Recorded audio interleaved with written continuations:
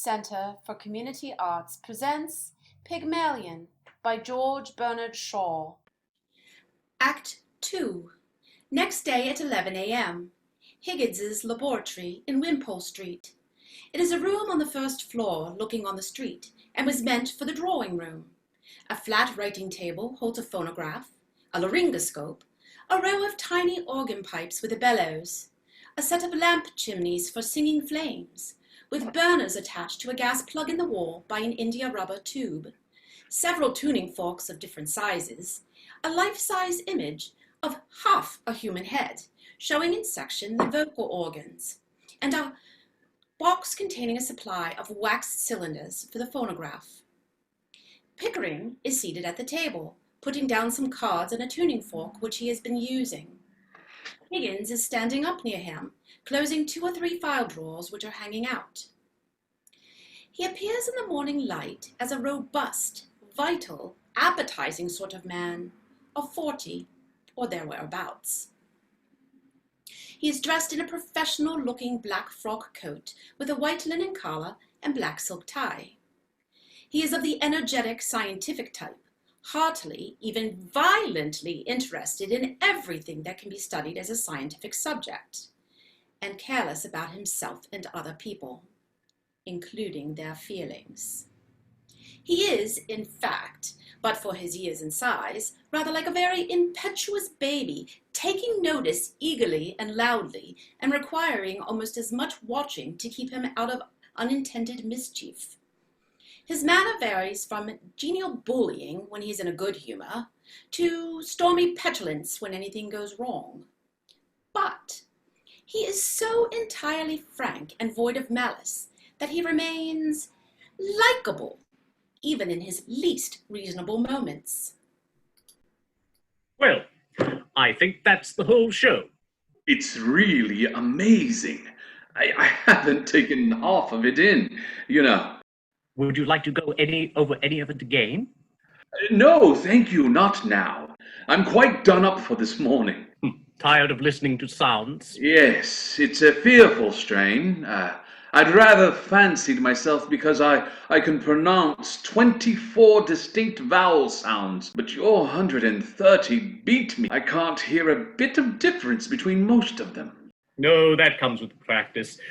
You hear no difference at first, but you keep on listening, and presently you'll find they're all as different as A from B. What's the matter? A young woman wants to see you, sir. A young woman? What does she want? Well, sir, she says you'll be glad to see her when you know what she's come about. She's quite a common girl, very common indeed. I should have sent her away, only I thought perhaps you wanted her to talk into your machines. I hope I have not done wrong, but really, you see such queer people sometimes. You'll excuse me, I'm sure, sir. Oh, that's all right, Mrs. Pierce. Has she an interesting accent? Oh, something dreadful, sir, really. I don't know how you can take an interest in it. Let's have her up. Show her up, Mrs. Pierce.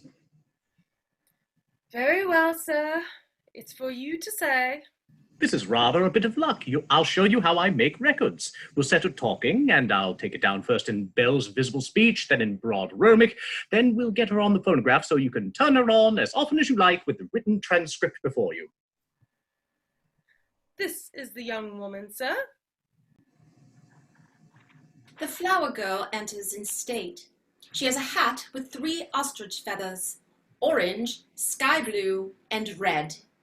She has a nearly clean apron, and the shoddy coat has been tidied a little. The pathos of this deplorable figure, with its innocent vanity and consequential air, touches Pickering, who has already straightened himself in the presence of Mrs. Pierce.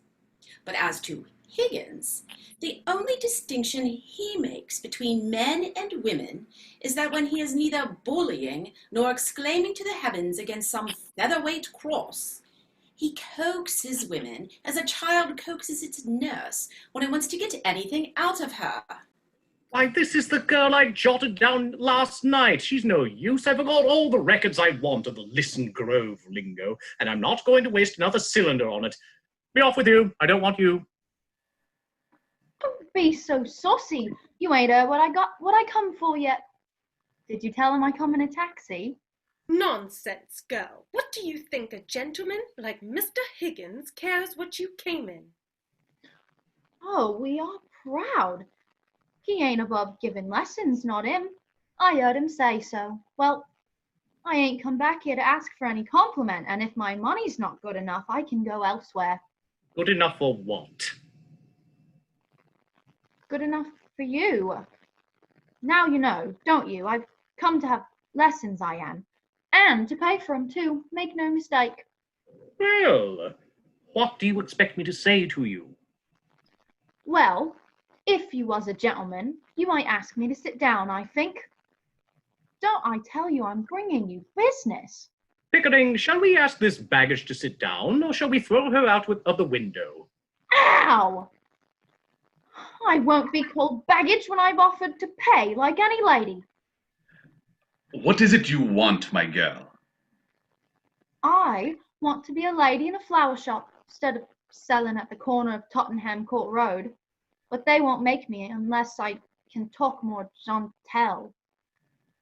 He said he could teach me. Well, here I am, ready to pay him, not asking any favour. And he treats me as if I was dirt. How could you be such a foolish, ignorant girl as to think you could afford to pay Mr. Higgins? Why shouldn't I? I know what lessons cost as well as you do, and I'm ready to pay. How much? Now you're talking. I thought you'd come off it when you saw a chance of getting back a bit of what you chucked at me last night. You'd had a drop in, hadn't you? Sit down. Oh, if you're gonna make a compliment of it. Sit down. Sit down, girl. Do as you're told. Ow! Won't you sit down? Don't mind if I do. What's your name? Liza Doolittle. Eliza, Elizabeth, Betsy, and Bess, they went to the woods to get a bird's nest. They found a nest with 4 eggs in it. They took one apiece and left 3 in it. Oh, don't be silly. Well, why won't he speak sensible to me? Come, back to business. How much do you propose to pay me for the lessons? Oh, I know what's right. A lady friend of mine gets French lessons for 18 pence an hour from a real French gentleman. Well, you wouldn't have the face to ask me for the same for teaching me my own language as you would for French, so I won't give more than a shilling. Take it or leave it. You know, Pickering, if you consider a shilling not as a simple shilling, but as a percentage of this girl's income, it works out to as fully equivalent to 60 or 70 guineas from a millionaire. How so? Figure it out. A millionaire has about £150 a day. She earns about half a crown. Who told you I only earn that much? She offers to me 2/5 of a day's income for a lesson. 2/5 of a millionaire's income for a day would be somewhere around £60. It's handsome. By George, it's enormous. It's the biggest offer I've ever had. £60? What are you talking about? I never offered you £60. Where would I get that kind Hold of your tongue. I ain't got £60. Don't cry, you silly girl. Sit down. Nobody is going to touch your money. Somebody is going to touch you with a broomstick if you don't stop sniveling. Sit Ow! down. Oh, you would think you was my father. If I decide to teach you, I'll be worse than 2 fathers to you. Here, What's this for? to wipe your eyes, to wipe any part of your face that feels moist. Remember, this is your handkerchief, and that is your sleeve. Don't mistake one for the other if you wish to become a lady in a shop. It's no use talking to her like that, Mr. Higgins. She doesn't understand you. Besides, you're quite wrong. She doesn't do it that way at all. Here, you give me that handkerchief. He give it to me, not to you. He did. I think it must be regarded as her property, Mrs. Pierce. Serve you right, Mr. Higgins. Higgins, I'm interested. What about the ambassador's garden party? I'll say you're the greatest teacher alive if you can make that good. I'll bet you all the expenses of the experiment you can't do it. And I'll pay for the lessons. Oh, you are real good. Thank you, Captain. It's almost irresistible. She's so deliciously low, so horribly dirty. Ow! I ain't dirty. I washed my face and hands before I came, I did. You're certainly not going to turn her head with flattery, Higgins. Oh, don't say that, sir. There's more ways than one of turning a girl's head, and nobody can do it better than Mr. Higgins, though he may not always mean it. I do hope so, sir. You won't encourage him to do anything foolish. What is life but a series of inspired follies? The difficulty is to find them to do. Never lose a chance. It doesn't come every day. I shall make a duchess of this draggle-tailed gutter snipe. Ow! Oh, yes. In 6 months, in 3, if she has a good ear and a quick tongue, I'll take her anywhere and pass her off as anything. We'll start today. Now. This moment. Take it away and clean her, Mrs. Pierce. Monkey brand. It won't come off any other way. Is there a fire in the kitchen? Yes, but... Take all her clothes off and burn them. Ring up Whiteley or somebody for new ones. Wrap her up in brown paper till they come. You're no gentleman, you're not, to talk of such things. I'm a good girl, I am. And I know what the like of you are. I do. We want none of your Listen Grove prudery here, young woman. You've got to learn to behave like a duchess. Take her away, Mrs. Pierce. If she gives you any trouble, wallop her. No, I'll call the police, I will. But I have no place to put her. Put her in the dustbin. Ow! Oh, come, Higgins. Be reasonable. You must be reasonable, Mr. Higgins. Really, you must. You can't walk over everybody like this. I walk over everybody! My dear Mrs. Pierce, my dear Pickering, I never had the slightest intention of walking over anyone. All I propose is that we should be kind to this poor girl. We must help her to prepare herself and fit herself for her new status in life. If I did not express myself clearly, it was because I did not wish to hurt her delicacy or yours. Well, did you ever hear anything like that, sir? Never, Mrs. Pierce. Never. What's the matter? Well, the matter is, sir, that you can't take a girl up like that, as if you're picking a pebble up on the beach. Why not? Why not? But you don't know anything about her. What about her parents? She may be married. Gone. There, as the girl very properly says, gone. Married indeed. Do you know that a woman of that class looks a worn-out drudge of 50 a year after she's married? Who'd marry me? By George, Eliza, the streets will be strewn with the bodies of men shooting themselves for your shake before I'm done with you. Nonsense, sir. You mustn't talk like that to her. I'm going away. He's off his chump, he is. I don't want no blammies teaching me. Oh, indeed, I'm mad, am I? Very well, Mrs. Pierce, you needn't order the new clothes for her. Throw out. Now, you got no right to touch me. You see now what becomes of being saucy? This way, please. I didn't want no clothes. I wouldn't have taken them. I can buy my own clothes. You're an ungrateful, wicked girl. This is my return for offering to take you out of the gutter and dress you beautifully and make a lady out of you. Stop, Mr. Higgins. I won't allow it. It's you that are wicked. Go home to your parents, girl, and tell them to take better care of you. I ain't got no parents. They told me I was big enough to earn my own living and turned me out. Where's your mother? I ain't got no mother. Her that turned me out was my 6th stepmother. But I done without 'em. And I'm a good girl, I am. Very well then. What on earth is all this fuss about? The girl doesn't belong to anybody. Is no use to anybody but me. You can adopt her, Mrs. Pierce. I'm sure her daughter would be a great amusement to you. Now, don't make any more fuss. Take her downstairs and... But what is to become of her? Is she to be paid anything? Do be sensible, sir. Well, pay her whatever is necessary. Put it down in the housekeeping book. What on earth would she want with money? She'll have her food and her clothes. She'll only drink if you give her money. Oh, you are a brute. It's a lie. Nobody ever saw a sign of liquor on me. Does it occur to you, Higgins, that the girl has some feelings? No, I don't think so. Not any feelings that we need bother about.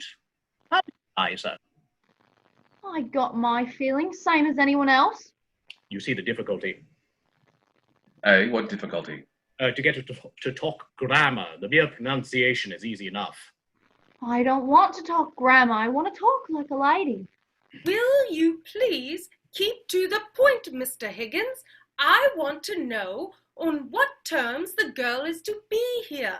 Is she to have any wages? And what is to become of her when you've finished your teaching?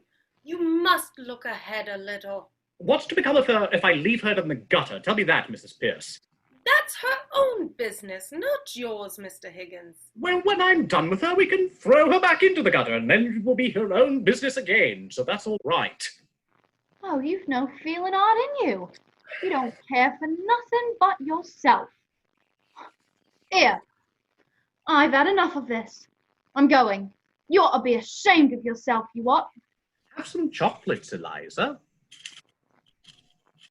How do I know what might be in them?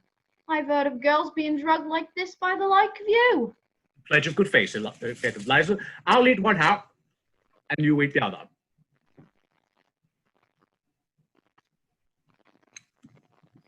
You shall have boxes of them. Battles of them every day. You shall live on them, eh? I wouldn't have ate it, only I'm too ladylike to take it out of my mouth. Listen, Eliza, I think you said you came here in a taxi. Well, what if I did? I've as good a right to take a taxi as anyone else. You have, Eliza, and in future you shall have as many taxis as you want. You shall go up and down and round the town in a taxi every day. Think of that, Eliza. Mr. Higgins, you're tempting the girl. It's not right. She should think of the future. At her age, nonsense. Time enough to think of the future when you haven't any future to think of. No, Eliza, do as this lady does. Think of other people's futures, but never think of your own. Think of chocolates and taxis and gold and diamonds. No, I don't want no gold and no diamonds. I'm a good girl, I am. You shall remain so, Eliza, under the care of Mrs. Pierce, and you shall marry an officer in the guards with a beautiful moustache, the son of a marquis, who will disinherit him for marrying you, but will relent when he sees your beauty and goodness. Excuse me, Higgins, but I really must interfere. Mrs. Pierce is quite right. If this girl is to put herself in your hands for 6 months for an experiment in teaching, she must understand thoroughly what she is doing. How can she? She's incapable of understanding anything. Besides, do any of us understand what we are doing? If we did, would we ever do it? Very clever, Higgins, but not sound sense. Miss Doolittle. Ow! There, that's all you get out of Eliza. Ow. And no use explaining. As a military man, you ought to know that. Give her her orders. That's what she wants. Eliza, you are to live here for the next 6 months, learning how to speak beautifully, like a lady in a florist shop. If you're good and do whatever you're told, you shall sleep in a proper bedroom, have lots to eat, and money to buy chocolates and take rides in taxis. If you're naughty and idle, you will sleep in the back kitchen among the black beetles and be walloped by Mrs. Pierce with the broomstick. At the end of 6 months, you shall go to Buckingham Palace in a carriage, beautifully dressed. If the king finds out you're not a lady, you will be taken by police to the Tower of London, where your head will be cut off. as a warning to other presumptuous flower girls. If you are not found out, you shall be given a present of 7 and 6pence to start life with as a lady in a shop. If you refuse this offer, you will be a most ungrateful and wicked girl, and the angels will weep for you. Now, are you satisfied, Pickling? Can I put it more plainly and fairly, Mrs. Pierce? I think you'd better let me speak to the girl privately and properly. I don't know that I can take charge of her or consent to the arrangement at all. Of course, I know you don't mean her any harm, but when you get what you call interested in people's accents, you never think or care what may happen to them or you. Come with me, Eliza. That's all right. Thank you, Mrs. Pierce. Bundle her off to the bathroom. You're a great bully, you are. I won't stay here if I don't like. I won't let nobody wallop me. I never asked to go to Buckingham Palace, I didn't. I was never in trouble with the police. Not me, I'm a good girl. Don't answer back, girl. You don't understand the gentleman. Come with me. Well, what I say is right. I won't go near the king, not if I'm going to have my head cut off. If I'd known what I was letting myself in for, I wouldn't have come here. I've always been a good girl, and I've never offered to say a word to him. And I don't owe him nothing. And if I don't care, and I won't be put upon, and I have my feelings same as anyone else. Excuse the straight question, Higgins. Are you a man of good character when women are concerned? Have you ever met a man of good character where women are concerned? Yes, very frequently. Well, I haven't. I find the moment I let a woman make friends with me, she becomes jealous, exacting, suspicious, and a damned nuisance. I find the moment I let myself make a friend with a woman, I become selfish and tyrannical. Women upset everything when you let them into your life. You find that the woman is driving at one thing and you're driving at another. At what, for example? Oh, Lord knows. I suspect the woman wants to live her own life and the man wants to live his, and each tries to drag each other to the wrong track. One wants to go north, the other south, and the result is they both have to go east, but they both take the east wind. So, here I am, a confirmed old bachelor and likely to remain so. Come, Higgins. You know what I mean. If I'm to be in this business, I shall feel responsible for that girl. I hope it's understood that no advantage is to be taken of her position. What? That thing? Sacred, I assure you. You see, she'll be a pupil, and teaching would be impossible unless pupils were sacred. I taught scores of American millionairesses how to speak English, the best-looking women in the world. I'm seasoned. They might as well be blocks of wood. I might as well be a block of wood. Well, Mrs. Pierce, is it all right? I just wish to trouble you with a word, if I may, Mr. Higgins. Yes, certainly. Come in. Oh, don't burn that, Mrs. Pierce. I'll keep it as a curiosity. Handle it carefully, sir, please. I had to promise her not to burn it, but I had better put it in the oven for a while. Oh, thank you. Well, what have you to say to me?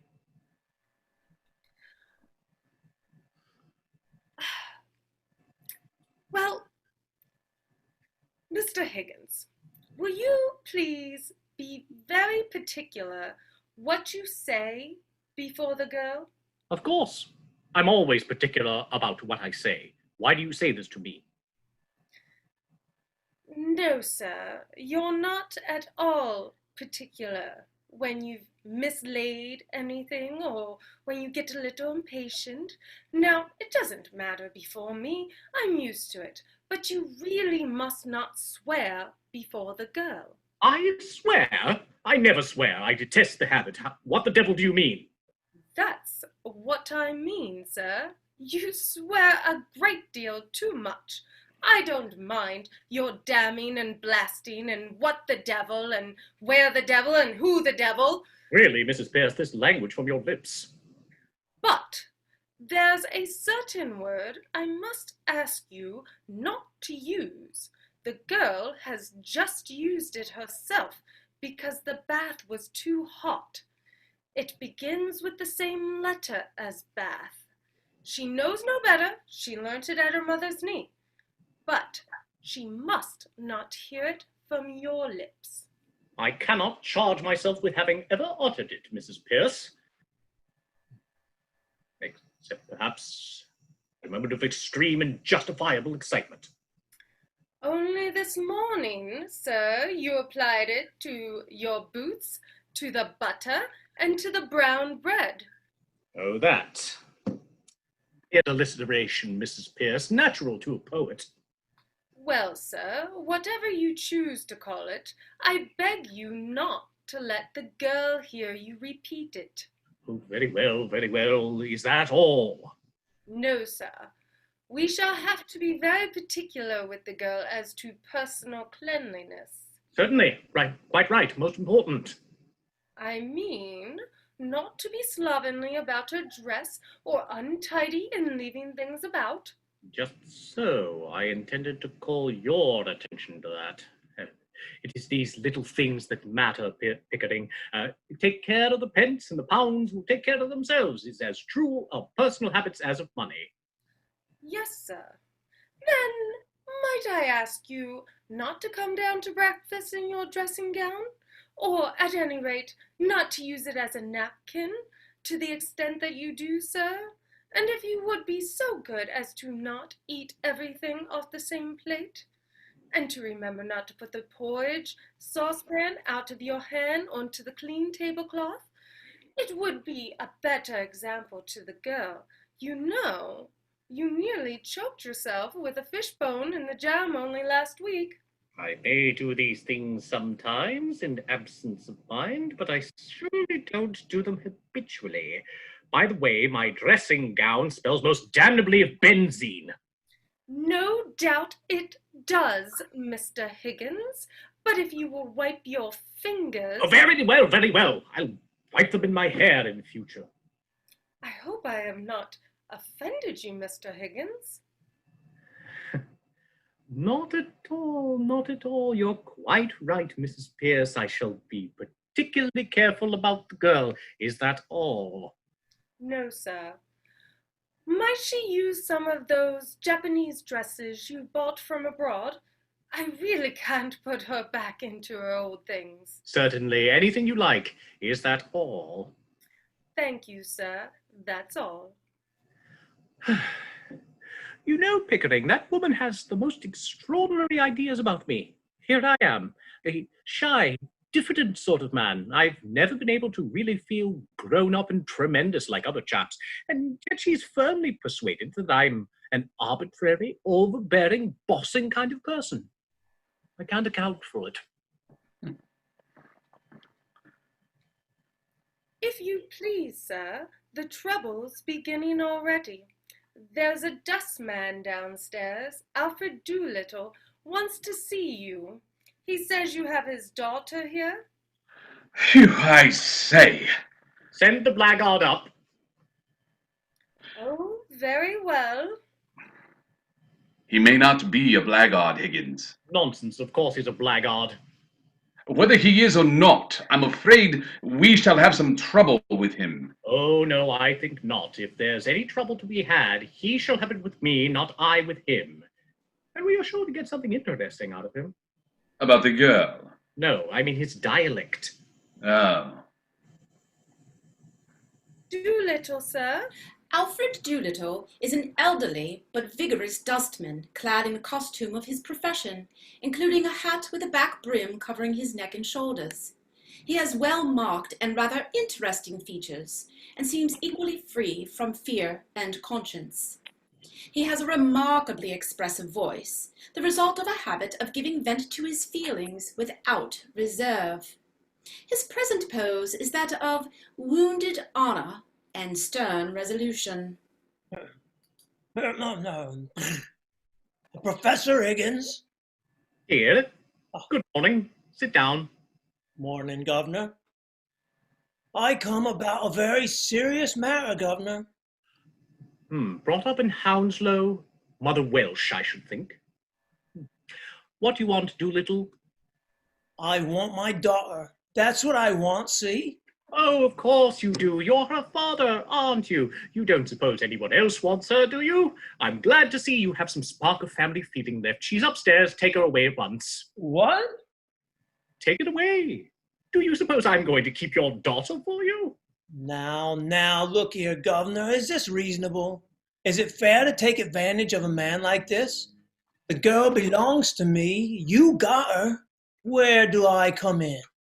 Your daughter had the audacity to come to my house and ask me to teach her how to speak properly so that she could get a place in a flower shop. This gentleman and my housekeeper have been here all the time. How dare you come here and attempt to blackmail me? You sent her here on purpose. No, Governor. You must have. How else could you possibly know she is here? Don't take a man up like that, Governor. The police shall take you up. This is a plot to extort money by threats. I shall telephone for the police. Have I asked you for a brass farthing? I leave it to the gentleman here. Have I said a word about money? What else did you come here for?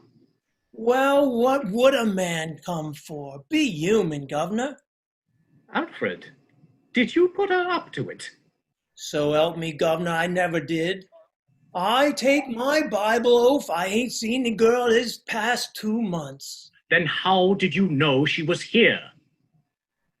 I'll tell you, Governor, if you will only let me get a word in. I'm willing to tell you. I'm wanting to tell you. I'm waiting to tell you. Pickering, this chap has a certain natural gift of rhetoric. Observe the rhythm of his native wood notes wild. I'm willing to tell you, I'm wanting to tell you, I'm waiting to tell you. Sentimental rhetoric. That's the Welsh strain in him. It all accounts for his mendacity and dishonesty. Oh, please, Higgins. I'm West Country myself. Mr. Doolittle, how did you know the girl was here if you didn't send her? It was like this, Governor. The girl took the boy in a taxi to give him a jaunt. Son of her landlady, he is. He hung about on the chance of her giving him another ride home. Well, she sent him back for her luggage when she heard you was willing for her to stop here. I met with the boy at the corner of Longacre and Endell Street. Public house, yes. The poor man's club, Governor. Why shouldn't I? Do let him tell his story, Higgins. He told me what was up, and I ask you what was my feelings and my duty as a father. I say to the boy, you bring me the luggage. I said, Why didn't you go for it yourself? Landlady wouldn't have trusted me with it, Governor. She's that kind of woman, you know. I'd had to give the boy a penny before he trusted me with it, the little swine. I brought it to her just to oblige you like and make myself agreeable. That's all. How much luggage? A musical instrument, Governor. A few pictures, a trifle of jewelry, and a bird cage. She said she didn't want no clothes. What was I to think from that, Governor? I ask you as a parent, what was I to think? So you came to rescue her from a fate worse than death, eh? Just so, Governor. That's right. But why did you bring her luggage if you intended to take her away? Have I said a word about taking her away? Have I now? You're going to take her away double quick. No, Governor. Don't say that. I'm not the man to stand in my girl's light. Here's a career opening for her, as you might say, and... Mrs. Pierce, this is Eliza's father. He has come to take her away. Give her to him. Oh, this is a misunderstanding. Listen here. He can't take her away. Mr. Higgins, how can he? You told me to burn her clothes. That's right. I can't carry the girl through the streets like a bloomin' monkey, can I? I put it to you. You have put it to me that you want your daughter. Take your daughter. If she has no clothes, go out and buy her some. Where's the clothes she come in? Did I burn them, or did your missus here? I am the housekeeper, if you please. I have sent for some clothes for your girl. When they come, you can take her away. You can wait in the kitchen. This way, please. Listen here, Governor. You and me is men of the world, ain't we? Oh, men of the world, are we? You'd better go, Mrs. Pierce. I think so indeed.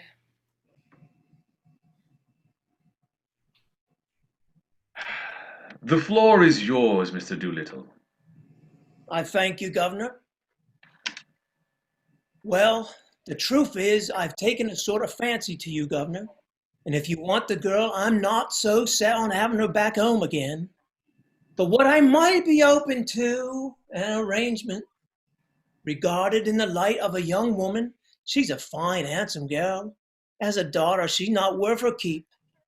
And so I tell you straight, all I ask is me rights as a father. And you're the last man alive to expect me to go for nothing. For I can see you're one of the straight sort, Governor.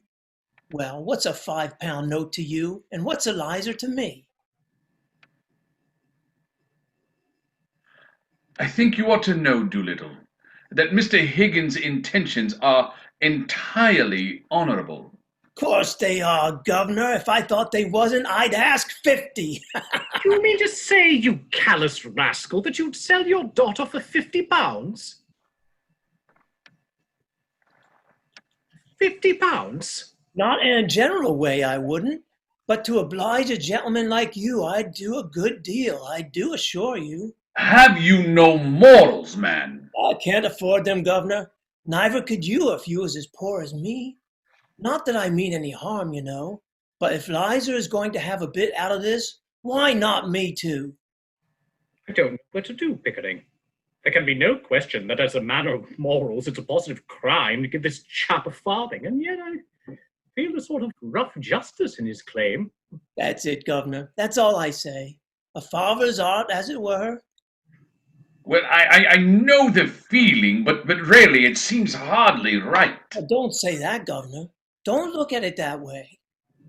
I'm one of the undeserving poor, that's what I am. Think of what that means to a man. It means that he's up against middle-class morality all the time. If there's anything going, and I put in for a bit of it, it's always the same story. You're undeserving, so you can't have it. But my needs is as great as the most deserving widow that ever got money out of 6 different charities in 1 week for the death of the same husband. I don't need less than a deserving man. I need more. I don't eat less hearty than him, and I drink a lot more. I want a bit of amusement, 'cause I'm a thinking man. I want cheerfulness and a song and a band when I feel low. Well, they charge me just the same for everything as they charge the deserving. What is middle-class morality? Just an excuse for never giving me anything.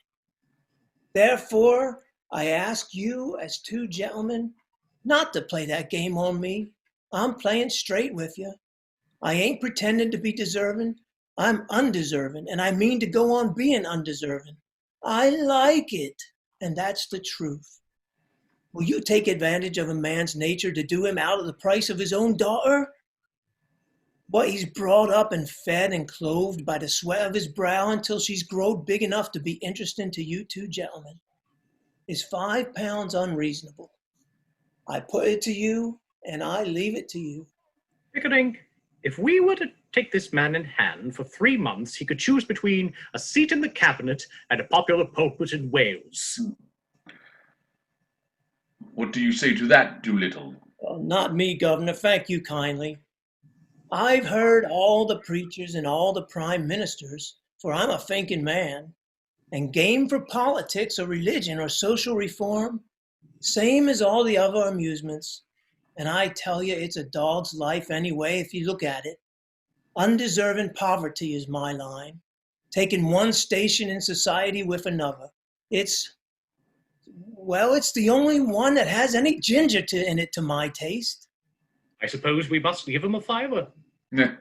He'll make bad use of it, I'm afraid. No, not me, Governor, so help me I won't.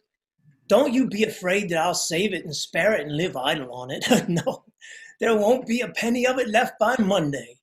I'll have to go to work same as if I'd never had it. It won't pauperize me, you bet. Just one good spree for myself and the missus, giving pleasure to ourselves and employment to others, and satisfaction to you to think that it's not been throwed away. You couldn't spend it better. This is irresistible. Let's give him 10. Oh, no, Governor, she wouldn't have the heart to spend 10. And perhaps I shouldn't either. £10 is a lot of money. It makes a man feel prudent-like. And then goodbye to happiness. You give me what I ask you, Governor. It's not a penny more and not a penny less. Why don't you marry that missus of yours? I'd rather draw the line at encouraging that sort of immorality. Tell her so, Governor. Tell her so. I'm willing. It's me that suffers by it. I've no hold on her. I got to be agreeable to her. I got to give her presents. I got to buy her clothes, something sinful. I'm a slave to that woman, Governor, just because I'm not her lawful husband. And she knows it, too. Catch her marrying me. Take my advice, Governor. Marry Eliza while she's young and don't know no better. If you don't, you'll be sorry for it after. And if you do, she'll be sorry for it after. But better you than her, because you're a man and she's only a woman and don't know how to be happy anyhow. Pickering, if we listen to this man another minute, we shall have no convictions left. £5, I think you said? Thank you kindly, Governor. Are you sure you won't take 10? Oh, not now. Another time, Governor. There you are. Thank you, Governor. Good morning. He hurries to the door, anxious to get away with his booty. When he opens it, he is confronted with a dainty and exquisitely clean young Japanese lady in a simple blue cotton kimono printed cunningly with small white jasmine blossoms. Mrs. Pierce is with her. He gets out of her way deferentially and apologizes. Beg pardon, miss. Come on. Don't you know your own daughter? What's that? By Jove! Don't I look silly? Silly. Now, Mr. Higgins, please don't say anything to make the girl conceited about herself. Oh, quite right, Mrs. Pierce. Yes, damned silly. Please, sir. I mean extremely silly. I should look all right with my hat on. A new fashion, by George. It ought to look horrible. Well, I never thought she'd clean up as good looking as that, Governor. She's a credit to me, ain't she? I tell you, it's easy to clean up here. Hot and cold water on tap. Just as much as you like. There is woolly towels, there is, and a towel horse so hot it burns your fingers. Soft brushes to scrub yourself, and a wooden bowl of soap smelling like primroses. Now I know why ladies is always so clean. Washing's a treat for them. Wish they saw what it was like for me. I'm glad the bathroom met with your approval. It didn't. Not all of it. And I don't care who hears me say it. Miss Pierce knows. What was wrong, Mrs. Pierce? Oh, nothing, sir. It doesn't matter. I had a good mind to break it. I didn't know which way to look. But I hung a towel over it. I did. Over what? Over the looking glass, sir. Doolittle, you have brought up your daughter too strictly. Me? I never brought her up at all, except to give her a lick of a strap now and again. Don't put it on me, Governor. She ain't accustomed to it, you see. That's all. But she'll soon pick up your free and easy ways. A good girl I am, and I won't pick up no free and easy ways. Eliza, if you say that again, your father shall take you home. Not him. You don't know my father. All he come here was for a touch of you for some money to get drunk on. Well, what else would I want money for? To put in a plate in church, I suppose. Don't you give me none of your lip, and don't let me hear you giving this gentleman any of it neither. You'll hear from me about it, see? Have you any further advice to give before you go, Doolittle? Your blessing, for instance? No, Governor. I ain't such a mug as to put up my children to awful know myself. Odd enough to hold them without that. If you want Elizer's mind improved, Governor, you do it yourself with a strap. So long, Governor. Stop. You'll come regularly to see your daughter. It's your duty, you know. My brother is a clergyman. He could help you in your talks with her. Certainly, I'll come, Governor. Not just this week, because I have a job at a distance, but later on you may depend on me. Afternoon, gentlemen. Afternoon, ma'am. Don't you believe the old liar.